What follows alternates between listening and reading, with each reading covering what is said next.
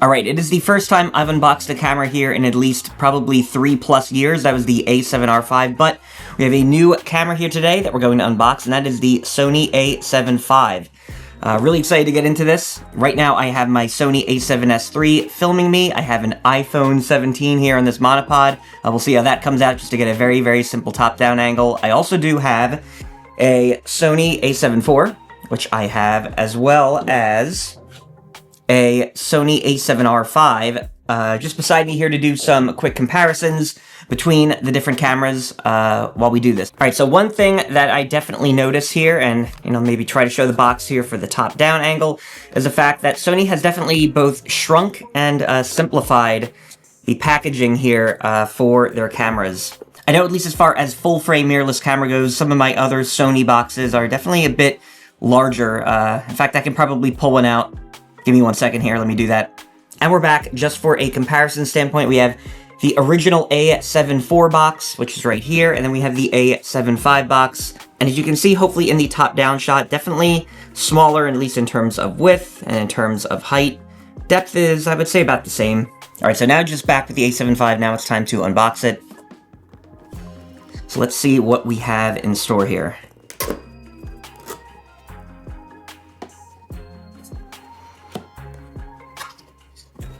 Okay, first thing here is, looks like a bunch of Sony manuals. Alright, so nothing really too special here. These are just the basic warranty cards and the reference guide, which most people probably aren't going to look at anyway, but either way, put that aside.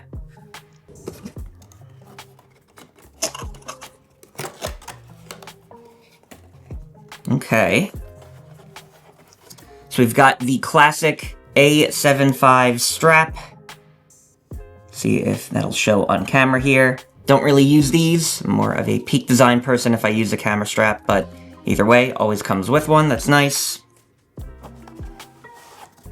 Here it looks like we have the NPFZ100 battery. So one interesting thing to note, I think the A7R5 and the A7S III, as far as the other cameras I own, they did come with a BCQZ1 charger. Sony hasn't done this, at least they didn't do it for the A7 IV, and it doesn't look like they've included the charger with the A7 V. Not that you need it, because you can charge the battery in camera, though of course if you're gonna really end up getting, another extra body, or you're gonna be using it a lot, really is worth getting the charger. Not too much to talk about though, this is just the standard Sony battery.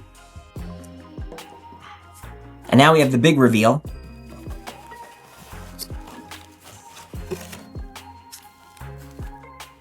So let's move this box out of the way. All right.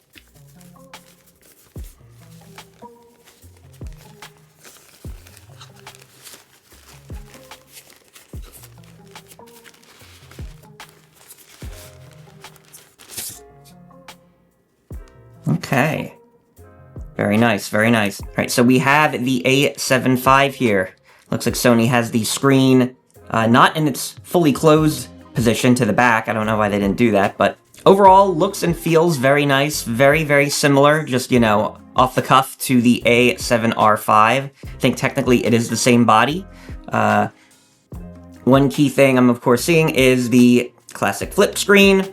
That looks to be pretty much the same as the A7R5. I'll compare that maybe in a second. One thing I do notice definitely is the top dial is the same as the A7 IV, so not the button press to kind of release it that the A7R5 or the A7S III or some of the other Sony Alpha models have. Overall, feels really good in the hands. Again, very much like another Sony Alpha body, any of the other ones that I've owned or been using over the past number of years, so that's a good thing.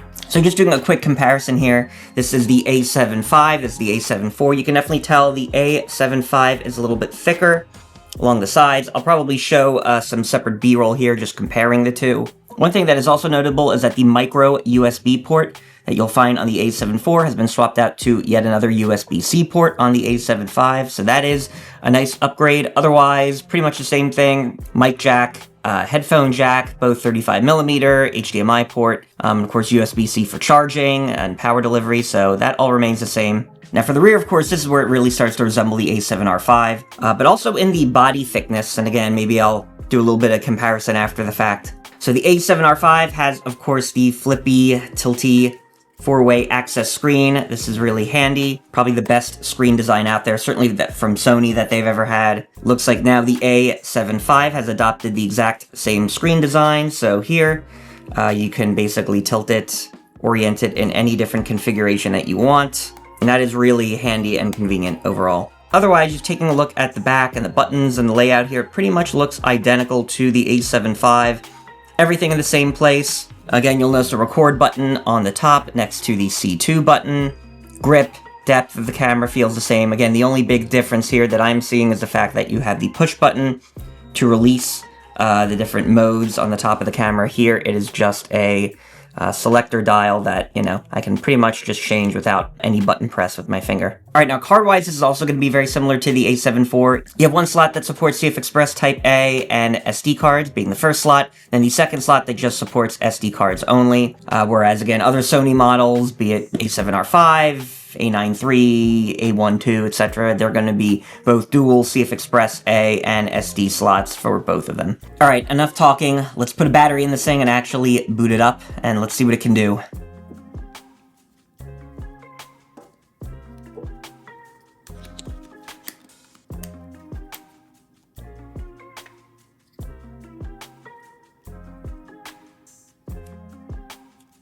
Alright, so just stepping through all of the basic setup here. One thing Sony now does, which is helpful, is they will prompt you to set the auto power off temp to high as a default, which is a good thing generally. I'm okay with doing that. And it looks like the battery they included here is about ready to die. So let's get a fresh battery in, let's get an SD card in, and we're gonna do a little test. This is the A7 V, but this is also, more importantly, a little bit more accurate to the shot I would normally get here in my studio.